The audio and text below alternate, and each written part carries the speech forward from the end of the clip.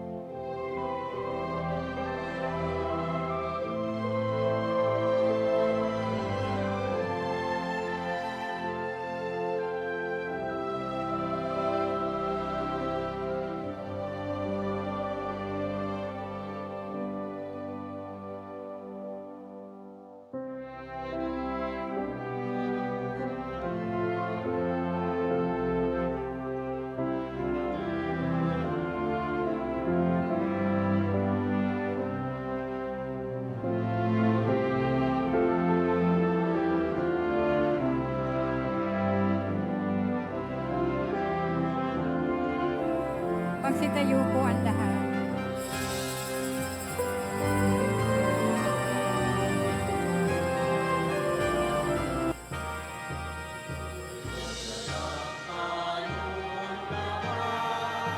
Si Yesu Kristo'y nabuhay, nanaig sa kamatayan. Alleluia, Alleluia. Panginoon ang naghirap sa inumos niyang bayan. Nagpupuring mga hihirap, masayang nagdiriwang. Magalang tayong lahat, si Yesu Kristo'y nabuhay, nanaig sa kamatayan. Alleluia, Alleluia.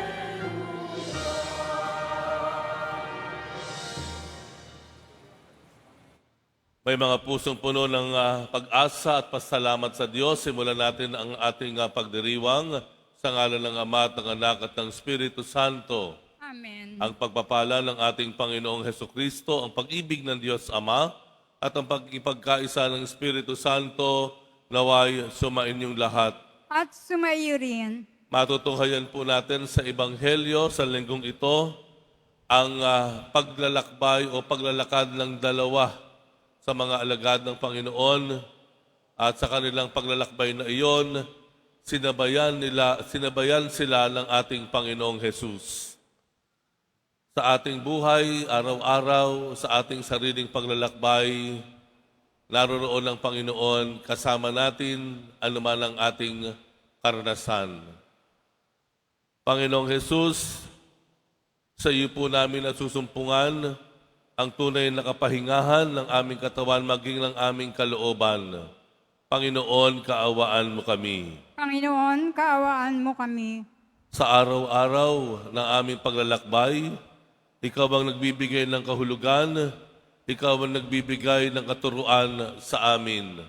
Kristo, kaawaan kami. Kristo, kaawaan mo kami. Dahil sa iyo, ang aming paglalakbay ay mayroong tamang pupuntahan, may tamang destinasyon. Panginoon, kaawaan mo kami. Panginoon, kaawaan mo kami. Kaawaan tayo ng makapangyarihang Diyos, patawarin tayo sa ating mga kasalanan at patnubayan tayo sa buhay na walang hanggan. Amen.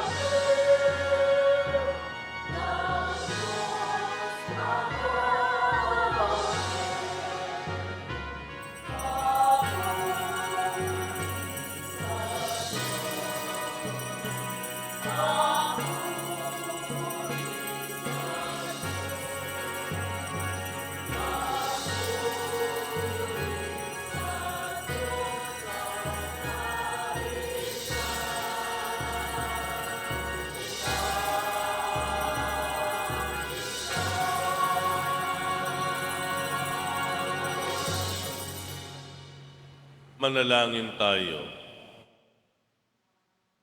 Ama naming makapangyarihan, lagi nawang magalak ang iyong sambayanan sa pagkakataon ng bagong kalooban upang sa kadakilaang dulot ng pag-anib sa iyong angkan, ang araw ng pagkabuhay ay maging pag-asa sa pagdiriwang. Sa pamamagitan ni Hesukristo, kasama ng Espiritu Santo, magpasawalang hanggan. Amen. Magsiupo muna po ang lahat. Pagbasa mula sa mga gawa ng mga apostol. Noong araw ng Pentecostes, tumayo si Pedro at 11 apostol at nagsalita siya ng malakas. Mga kababayan at mga naninirahan sa Jerusalem, pakinggan ninyong mabuti ang aking sasabihin. Mga Israelita, pakinggan ninyo ito. Si Jesus na taga Nazaret ay sinugo ng Diyos. Pinatutunayan ito ng mga himala, mga kababalaghan, at mga tandang ginawa ng Diyos sa pamamagitan niya. Alam ninyo ito sapagkat lahat ay naganap sa gitna ninyo. Ngunit ang taong ito na ibinigay sa inyo ayon sa pasya at pagkaalam ng Diyos sa simula't mula pa, ay ipinapako ninyo at ipinapatay sa mga makasalanan. Subalit siya'y muling binuhay ng Diyos at pinalaya sa kapangyarihan ng kamatayan. Hindi ito maaaring mamayani sa Kanya, gaya na sinabi ni David. Nakita ko na laging nasa tabi ko ang Panginoon. Siya'y kasama ko, kaya't hindi ako matitigatig. Dahil dito, nagalak ang puso ko at umawit sa tuwa ang aking dila. At ang katawang ko'y nahihimlay na may pag-asa. Sapagkat ang kaluluwa ko'y di mo pababayaan sa daigdig ng mga patay, at hindi mo itutulot na babulok ang iyong banal. Itinuro mo sa akin ang mga landasin patungo sa buhay. Dahil sa ikaw ang kasama ko, ako'y mapupuspos ng kagalakan. Mga kapatid, masasabi ko sa inyo ng tiyakan na ang patriarkang si David ay namatay at inilibing. Naririto ang kanyang libingan hanggang ngayon. Siya'y propeta at nalalaman niya ang pangako sa kanya ng Diyos na magiging haring tulad niya ang isa sa kanyang mga inapo. Ang muling pagkabuhay ng Mesiyas ang nakita at hinulaan ni David ng kanyang sabihin, hindi siya pinababayaan sa daigdig ng mga patay at hindi ito itinulot na babulok ang kanyang katawan. Itong si Jesus ay muling binuhay ng Diyos at saksi kaming lahat sa bagay na ito.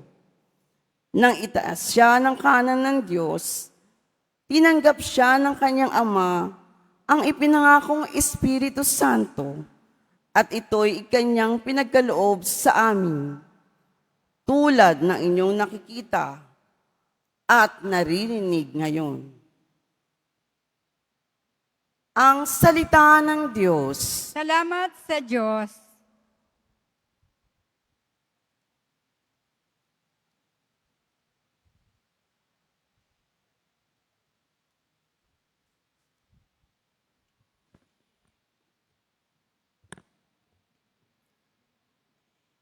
Ituro mo ang landasin ng buhay kong hahantungan.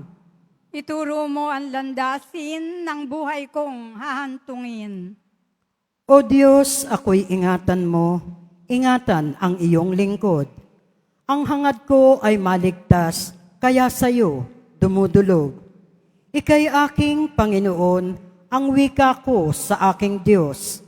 Kabutihang tinanggap ko ay ikaw ang nagkaloob. Ikaw lamang, Panginoon, ang lahat sa aking buhay. Ako'y iyong tinutugon sa lahat kong kailangan. Ituro mo ang landasin ng buhay kong hahantungin. Pinupuri ko ang poon na sa akin ay patnubay. Kahit gabi diwa niya ang sa aki umaakay. Nababatid ko na siya'y kasama ko oras-oras. Sa piling niya kailanmay hindi ako matitinag. Ituro mo ang landasin ng buhay kong hahantungin. Kaya't ako'y nagdiriwang, ang diwa ko'y nagagalak. Ang lagi kong nadaramay, hindi ako matitinag. Pagkat di mo tutulutan, ang mahal mo ay malagak sa balon ng mga patay, upang doon ay maagnas. Ituro mo ang landasin ng buhay kong hahantungin. Ituturo mo ang landas ng buhay ang hahantungan. Sa piling mo'y madarama ang lubos na kagalakan. Ang tulong mo'y nagdudulot ng ligayang walang hanggan. Ituro mo ang landasin ng buhay kong hahantungin.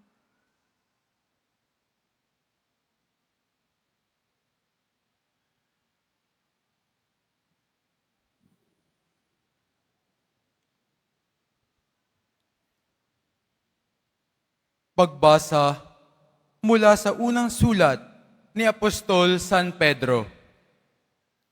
Mga pinakamamahal ko, walang itinatangi ang Diyos. Pinahahalagahan niya ang bawat isa ayon sa mga ginawa nito. At yamang tinatawag ni siyang Ama, igalang niyo siya habang kayo'y nabubuhay. Alam ninyo kung ano ang itinubos sa inyo sa walang kabuluhang pamumuhay na inyong minana sa inyong mga magulang. Ang itinubos sa inyo'y di mga bagay na nasisira o nauubos, paris ng ginto o pilak, kundi ang buhay ni Kristong iniyain sa krus. Siya ang korderong walang batik at kapintasan.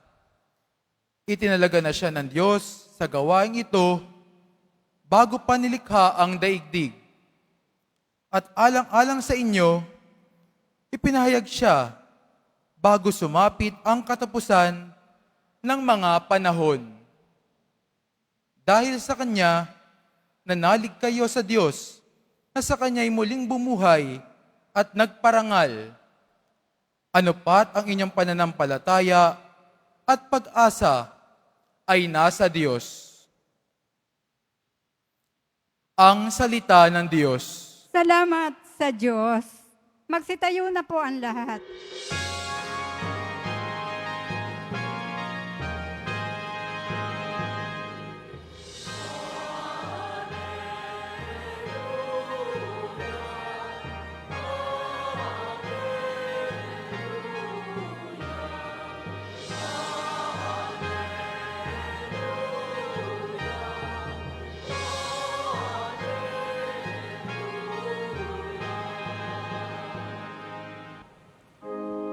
Pong Jesus, aming hiling, kasulat ay liwanagin, kami ngayon'y pag-alabin.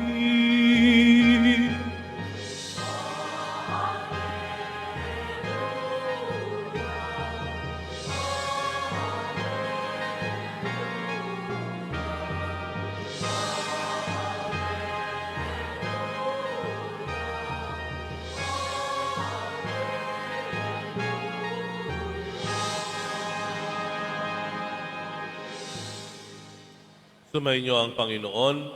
At sumayo rin. Ang mabuting balita ng Panginoon ayon kay San Lucas. Papuri sa iyo, Panginoon. Nang linggo ding iyon, ang dalawa sa mga alagad ay patungo sa isang nayong tinatawag na Emmaus, May 11 kilometro ang layo sa Jerusalem. Pinag-uusapan nila ang mga pangyayari. Samantalang nag-uusap sila at nagtatanungan, lumapit si Jesus at nakisabay sa kanila.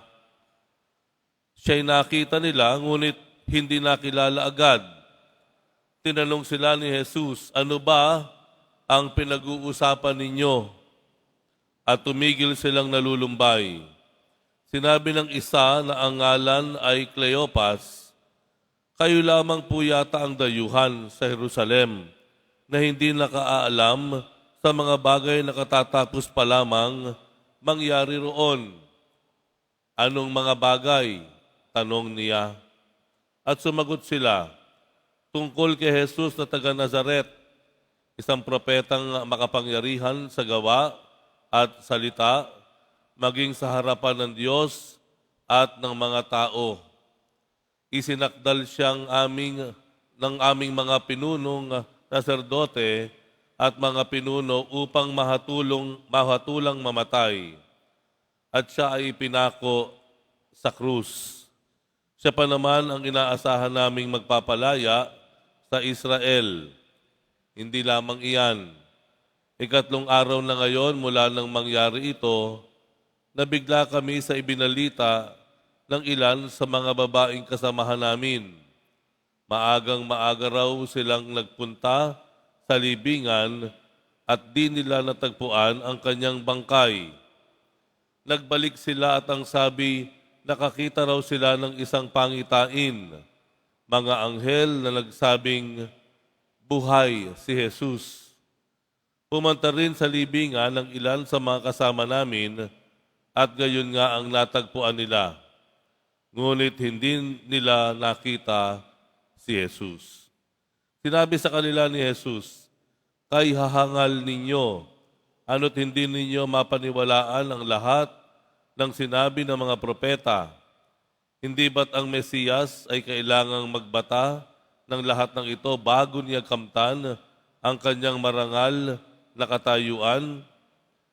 Ipinaliwanag sa kanila ni Jesus ang lahat ng nasasaad sa kasulatan tungkol sa kanyang sarili simula sa mga aklat ni Moises hanggang sa sinulat ng mga propeta. Malapit na sila sa nayong kanilang patutunguhan at si Jesus ay waring magpapatuloy pa ng lakad.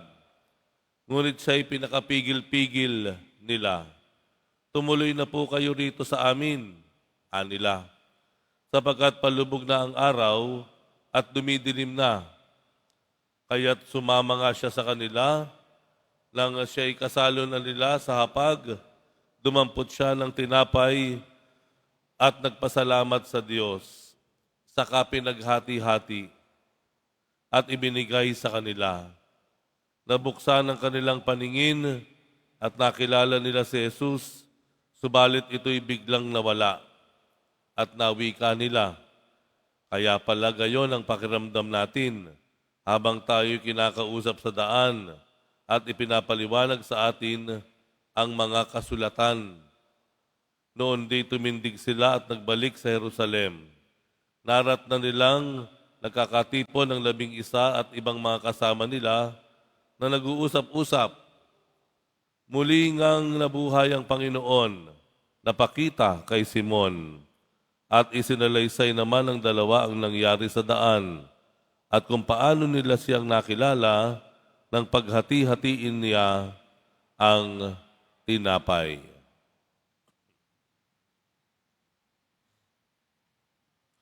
Ang mabuting balita ng Panginoon. Pinupuri ka namin, Panginoong Hesukristo. Magsiupo muna po ang lahat. Magandang tanghali po sa inyong lahat. Damang-dama natin ang init ng pag-ibig ng Diyos sa araw na ito. Tayo ay pinagpala sa kabila ng lahat. Binabasbasan ng Diyos. Kaya let us bless one another. Sabihin natin sa ating mga katabi, God bless you.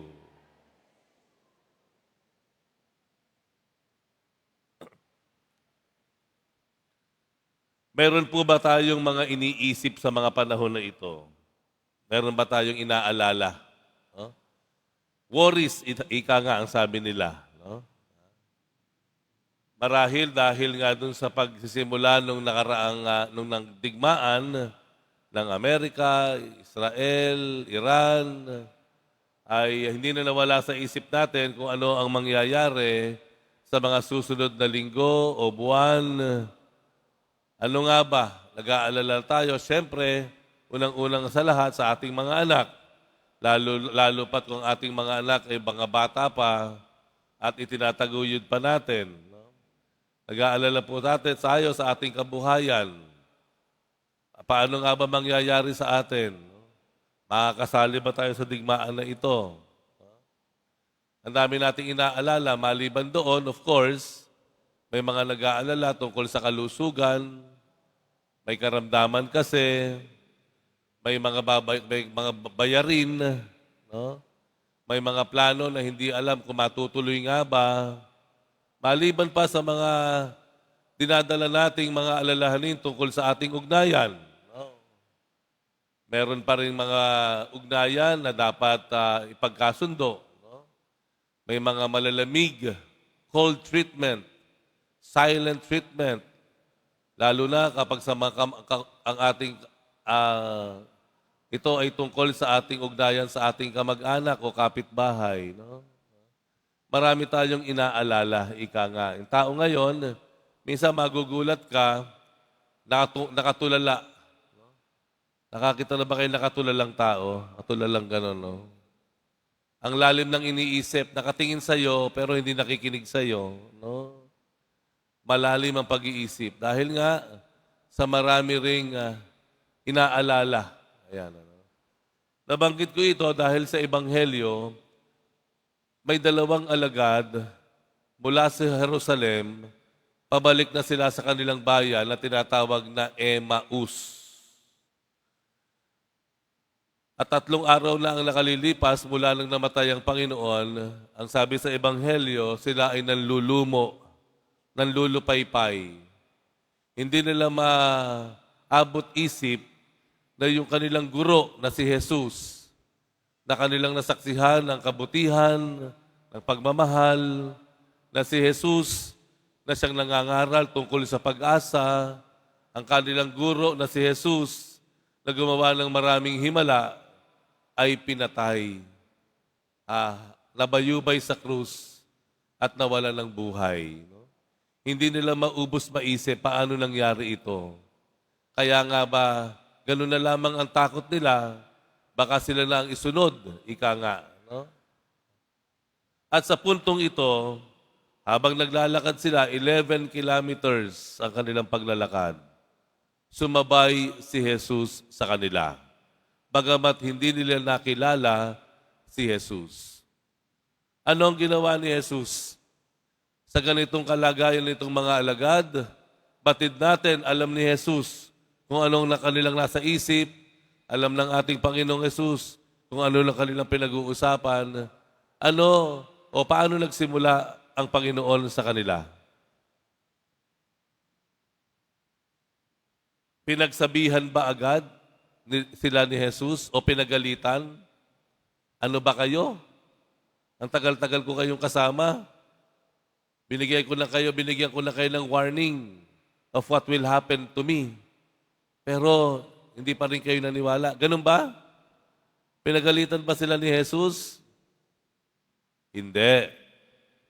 Dahil sinimulan ni Jesus sa pamamagitan ng tanong. Ano yung tanong? Ano ba ang pinag-uusapan ninyo? Ano ba ang pinag-uusapan ninyo? Ano po ibig sabihin nun? Bakit tanong? Because Jesus would want to start a conversation.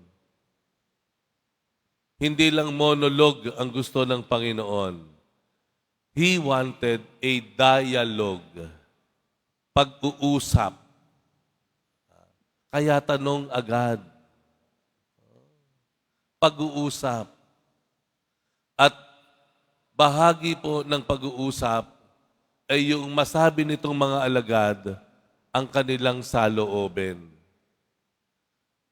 Ito po ang bunga ng Pasko ng muling pagkabuhay ng Panginoon. Easter is about conversation. Easter is about kwentuhan, pakikipag-usap. At alam po natin, ito marahil ang isa sa nakakaligtaan natin, yung maayos at totoo o positibong pag-uusap. Kaya ano ginawa ng mga alagad? Kinuwento ng mga alagad kung ano ang nangyari. Nagkwento ang mga alagad. Alam po ninyo, minsan, ang kailangan natin ay maglabas tayo ng ating saloobin. Malaking bagay kapag nasasabi natin kung ano yung nangyayari sa ating kalooban. Malaking bagay kung nasasabi natin kung ano yung ating alalahanin. Ano yung nasa ating isip.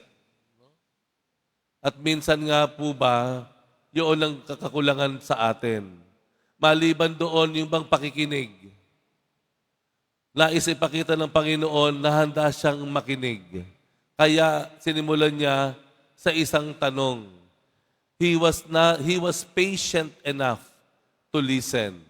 While others may be impatient in listening, but Jesus showed a lot of patience in listening, pakikinig, pakikipag-usap at pakikinig. Minsan po yan ang nagiging dahilan ng hindi kailangan unnecessary na alitan o gulo. Kapag hindi tayo nakinig sa bawat isa, kapag ang isa hindi nabigyan ng pagkakataong magsalita o maglabas ng saloobin. Sa sobrang init ng ulo, sa sobrang silakbo ng damdamin, tuloy-tuloy ang bibig. Hindi na nagawang tumigil at makinig kung anong sinasabi ng isa. Minsan sa dami nating ginagawa, napakahalaga ng bawat segundo, ng bawat minuto, kaya hindi tayo handang makipag-usap. At minsan, natatakot tayo na tayo ay hindi maintindihan, kaya hindi na lang tayo magsasalita. Baka ma-misinterpret pa tayo. Baka i-judge pa tayo. Baka insultuhin pa tayo. Baka bumaba ang tingin sa atin. Kaya I'd rather not speak. Hindi na lang ako magsasalita. Nangyari na sa akin dati yan. Nung nagsalita ako, napahamak pa ako. Kaya yung tao, doon na lang kim-kim sa loob. Dala-dala yung kanyang bigat. Ang nakakatakot dito, pag masyado nating kinikim-kim yung sama ng loob, yung problema, yan pa ang minsan nagiging dahilan ng sakit, karamdaman. Kasi ayaw nating magsalita, wala namang gustong makinig. O kaya, sobrang busy tayo, wala tayong panahon makinig din sa iba. Tingnan niyo po yung Ebanghelyo. Nakipagkwentuhan ang Panginoon for 11 kilometers. Kasi alam niya yung mga alagad niya, bigat na bigat, litong-lito, takot na takot sa ganoong kalagayan dahil sa kanilang nasaksihan. Naalala ko po yung isang kwento ng isang estudyante. Itong estudyanteng to, free time, vacant, sa school, malaki yung universidad nila. Sa isang di kalayuan, may nakita siyang pamilyar na muka. Uy, si ano? Ang ginawa nitong estudyante, nilapitan niya yung isang kaibigan niya na naglalakad din at kinumusta niya. At yung kumustahan na yon, tumuloy sa kwentuhan. And they started to have a long conversation. Pagkatapos ng matagal nilang kwentuhan, doon sa kanilang paaralan sa universidad, naghiwalay na sila. Lumipas ang isang araw, kinabukasan, yung lalaking iyon na kanyang kinausap, hinanap siya. At nang makita siya, nagpasalamat. Maraming salamat. O bakit mo ako pasasalamatan? Kahapon, di ba, nilapitan mo ko? Oo, normal naman yun. Alam mo ba, nagtapat yung ikalawang lalaki. Alam mo ba, kahapon, ako ay papunta na sa aking tinitirhan. At ako ay nagpaplano ng tapusin ang buhay ko. Ako ay magpapakamatay na. Mabigat na ang aking dinadala, wala na akong makausap. Maraming salamat dahil lumapit ka sa akin. Maraming salamat sa oras na binigay mo at nakipagkwentuhan ka sa akin. At alam mo ba, yun ang naging dahilan para ako ay mag-isip uli at ako ay hindi na tumuloy sa aking plano. Itong kwentong ito ikinagulat ng unang lalaki na binanggit natin sa ating kwento. Yung kwentuhan at times saves life. It saves a day for someone. It makes a day for someone. Pakikipagkwentuhan. Pakikinig, pagbibigay ng sandali o oras para yung kausap mo mailabas kung ano ang kanyang saloobin. Mailabas kung ano ang kanyang alalahanin. Makipag-usap tayo. Makipag-usap tayo ng positibo. Hindi pangahamak, hindi pang-iinsulto. Hindi po. Pakikinig ng maayos, may paggalang, may respeto, at pakikipagkwentuhan na may magandang ipinapayo o may magandang ipinahahatid. Ganyan ang Panginoon sa atin. He listens to us. Kaya minsan pag nagdadasal po tayo, maganda rin minsan na tumigil naman tayo. Hindi kailangang magaling kang magdasal para basbasan ka ng Diyos. Minsan nga, mas kailangan pa nating makinig. Tumahimik lang at sabihin natin, Lord, speak to me. Your servant is listening. Minsan maganda yung gano'n, ano? Na tayo luluhod, tayo magdadasal, pupunta tayo sa simbahan, magmimisa tayo, hindi lang para ibuhos lahat, kung hindi maglaan tayo ng sandali para makinig sa Panginoon. Dahil meron din siyang gustong sabihin sa atin. Dialogue, hindi monologue. Pakikipag-usap. Paglalabas ng iyong saloobin, ngunit may kakayahan ding makinig doon sa ating kausap. Sino po sa mga kakilala natin ngayon ang hindi na natin nakakausap? Meron ba tayong iniiwasang makausap? Meron ba tayong nakakaligtaan na kumustahin na sa mga araw na ito? Gaano ba ang ating kakayahan para magpasensya, pigilin lang ating sarili, manahimik muna at makinig naman sa iba?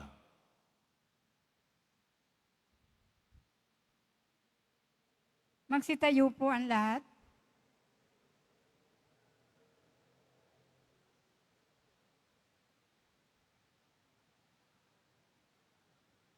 Sumasampalataya ako Sa Diyos, amang makapangyarihan sa lahat, na may gawa ng langit at lupa. Sumasampalataya ako kay Jesucristo, iisang anak ng Diyos, Panginoon nating lahat. Nagkatawang tao siya, lalang ng Espiritu Santo. Pinanganak ni Santa Mariang Birhen, pinagpakasakit ni Poncio Pilato. Pinako sa krus, namatay, nilibing. Nanaog sa kinaroroonan ng mga yumao.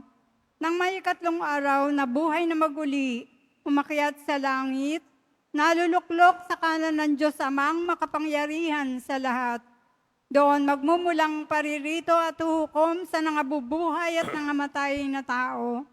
Sumasampalataya naman ako sa Diyos Espiritu Santo, sa banal na simbahang Katolika, sa kasamahan ng mga banal, sa kapatawaran ng mga kasalanan, sa pagkabuhay na muli ng nangamatay na tao, at sa buhay na walang hanggan. Amen. Mga kapatid, habang tayo naglalakbay tungo sa kaganapan ng paghahari ng Ama, alalahanin natin kasama natin siya bilang kamanlalakbay at kailanmay hindi nagpapabaya sa kanyang mga anak. Manalangin tayo, Ama, dinggin mo ang aming panalangin. Ama, dinggin mo ang aming panalangin. Pagpalain mo ang mga pinuno ng aming simbahan at bansa upang huwag silang mapagod sa paglilingkod sa mga dukha, mga inuusig, at mga nasa laylayan ng lipunan. Manalangin tayo. Ama, dinggin mo ang aming panalangin. Gabayan mo ang mga nahaharap sa mga krisis sa buhay at mga nabibigatan dulot ng pag-aalinlangan at pagkatakot. Manalangin tayo. Ama, dinggin mo ang aming panalangin. Bigyan mo ng sapat na lakas ng katawan at isipan ang mga psikolohista, spiritual directors, guro, coaches, at iba pang tulad nila upang mahusay nilang maakay sa tamang landas ang mga taong tinutulungan nila. Manalangin tayo. Ama, dinggin mo ang aming panalangin. Patuloyin mo sa iyong kaharian ang yumao naming kapatid. Manalangin tayo. Ama, dinggin mo ang aming panalangin. Upang mamayani ang kapayapaan sa gitnang silangan at sa buong mundo at ipag-adya nawa ang sangkatauhan sa karahasan, kasakiman at pang-aabuso ng kapangyarihan na nagdudulot ng paghihirap at kamatayan sa marami. Manalangin tayo. Ama, dinggin mo ang aming panalangin. Upang ang lahat ng mga nagdurusa dahil sa kalupitan ng digmaan at daglian ng makaranas ng kapayapaan at mabuhay ng may kapanatagan at kalayaan. Manalangin tayo. Ama, dinggin mo ang aming panalangin. Ama naming mapagmahal, patatagin mo ang pananampalataya namin sa iyong anak at aming Panginoon ngayon at magpasawalang hanggan. Amen. Magsiupo muna po ang lahat.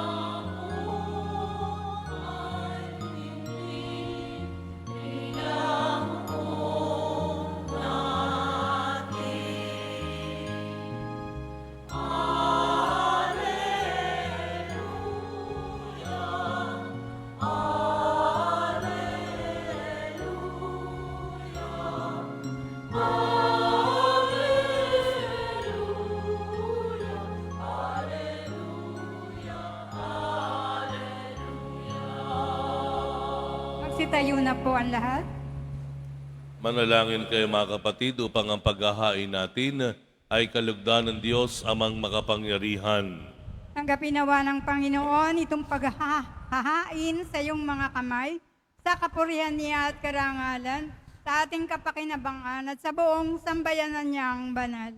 Ama naming lumikha, tanggapin mo ang mga alay ng iyong sambayanang natutuwa, ang pagkabuhay ng iyong anak na niloob mong aming ikatawa ngayon, ay papagbungahin mo ng galak na mananatili sa amin habang panahon. Sa pamamagitan niya kasama ng Espiritu Santo, magpasawalang hanggan. Amen. Sumainyo ang Panginoon. At sumayo rin. Itaas sa Diyos ang inyong puso at diwa. Tinaas na namin sa Panginoon. Pasalamatan natin ang Panginoong ating Diyos. Marapat na siya ay pasalamatan. Ama naming makapangyarihan, tunay ngang marapat na ikaw ay aming pasalamatan. Ngayong ipinagdiriwang ang paghahain ng Mesiyas, ang maamong tupa na tumubos sa aming lahat. Naghahaing walang humpay ang anak mong minamahal upang magkasalo-salo ang tanan sa piging ng iyong buhay. Hindi na mamamatay ang inihain sa krus. Ang sa krus ipinako ay buhay lagi bilang handog. Kaya kaisa ng mga anghel na nagsisiawit ng papuri sa iyo nang walang humpay sa kalangitan, kami nagbubunyi sa iyong kadakilaan.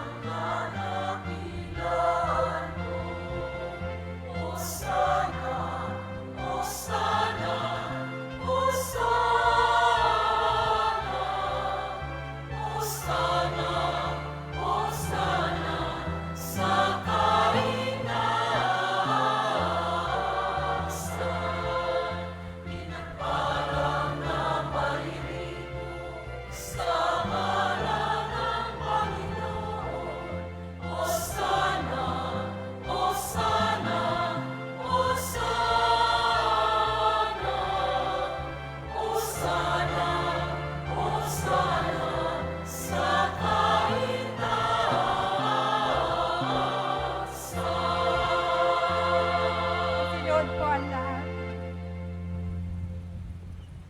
Ama naming banal, ikaw ang bukal ng tanang kabanalan, kaya't sa pamamagitan ng iyong Espiritu, gawin mong banal ang kaloob na ito, upang para sa amin ay maging katawan at dugo ng aming Panginoong Hesukristo. Bago niya pinagtiis ang kusang loob na maging handog, hinawakan niya ang tinapay. Pinasalamatan kaniya, pinaghati-hati niya yon, iniabot sa kanyang mga alagad at sinabi, "Tanggapin ninyong lahat ito at kanin. Ito ang aking katawan na ihahandog para sa inyo."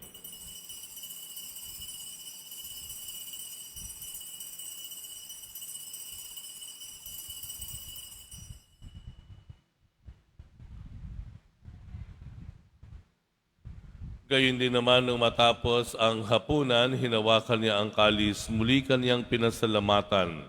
Iniabot niya ang kalis sa kanyang mga alagad at sinabi, "Tanggapin ninyong lahat ito at inumin, ito ang kalis ng aking dugo, ng bago at walang hanggang tipan.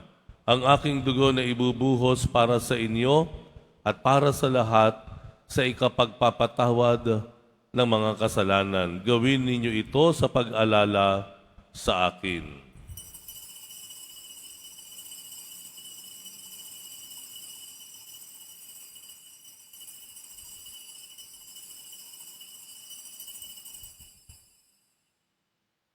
Magsitayo po ang lahat. Ipagbunyi natin ang misteryo ng pananampalataya. Si Kristo'y namatay, si Kristo'y nabuhay, si Kristo'y babalik sa wakas ng panahon. Ama, ginagawa namin ngayon ang pag-alala sa pagkamatay at muling pagkabuhay ng iyong anak, kaya't iniaalay namin sa iyo ang tinapay na nagbibigay buhay at ang kalis na nagkakaloob ng kaligtasan. Kami nagpapasalamat dahil kami iyong minarapat na tumayo sa harap mo para maglingkod sa iyo. Isinasamo namin kaming magsasalo-salo sa katawan at dugo ni Kristo ay mabuklod sa pagkakaisa sa pamamagitan ng Espiritu Santo. Amalingapin mo ang iyong simbahang laganap sa buong daigdig.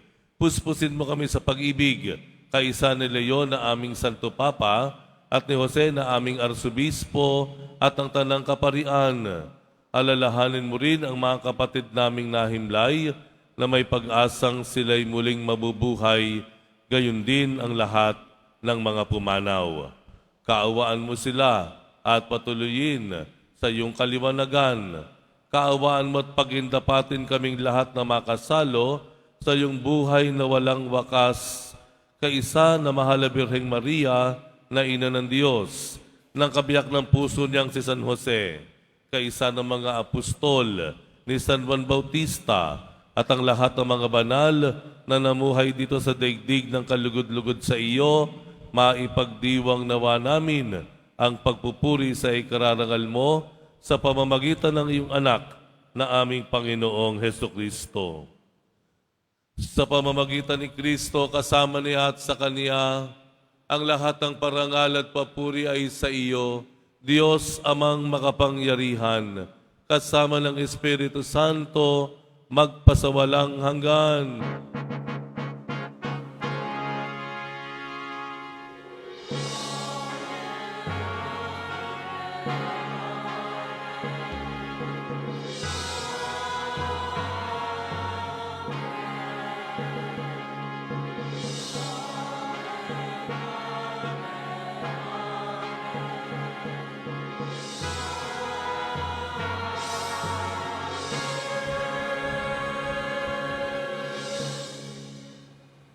Ipanalangin po natin na tayo ay maging mabubuting anak ng Diyos at maging nagmamalasakit at gumagalang na kapatid sa isa't isa.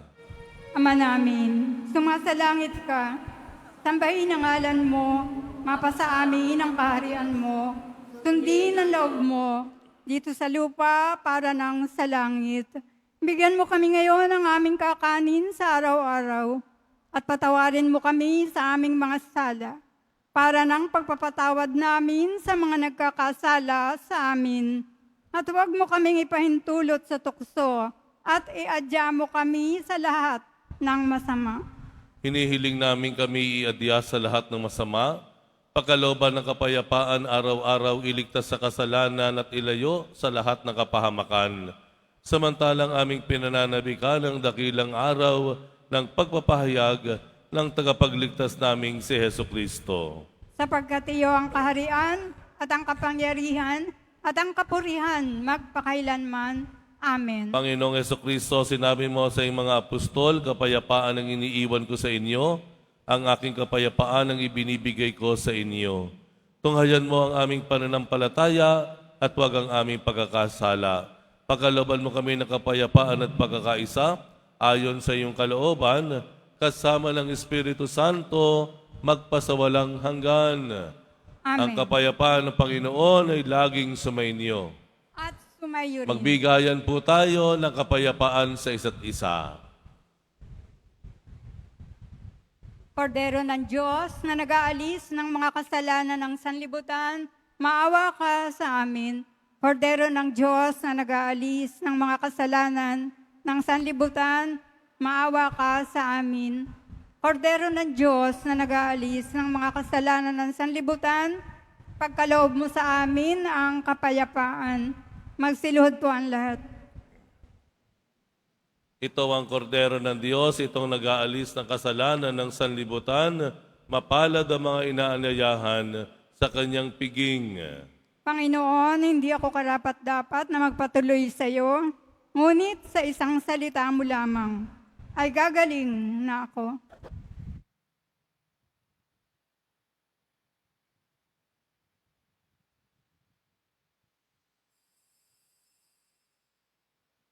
Para po sa lahat ng tatanggap ng banal na komunyon, sasagot po tayo ng amen pagkasabi ng pari o ng lay minister ng katawan ni Kristo at isubo po agad sa bibig bago umalis sa harapan ng pari o ng lay minister.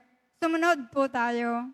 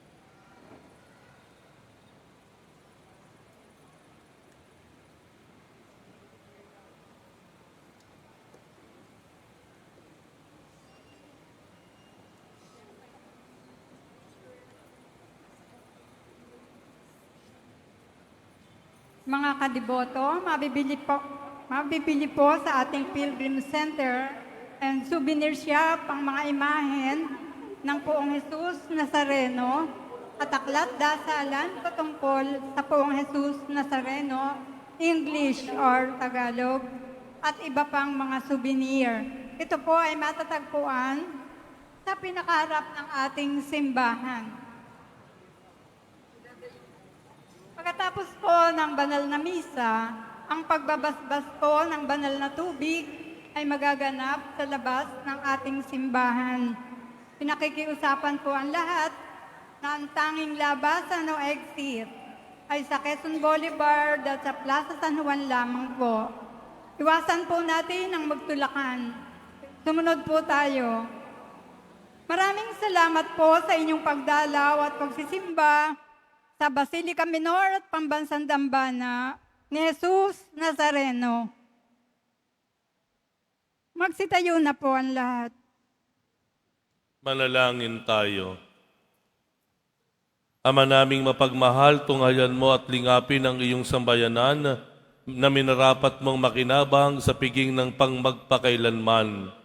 Ipagkaloob mong kami maluwalhating makarating sa pagkabuhay na magtatampok sa amin sa iyong piling. Sa pamamagitan ni Hesukristo, kasama ng Espiritu Santo, magpasawalang hanggan. Amen. Sumainyo ang Panginoon. At sumayo rin. Mahal na Poong Jesus Nazareno, inihayag mo sa pamamagitan ng krus ang walang maliw na pag-ibig ng Diyos sa sangkatauhan.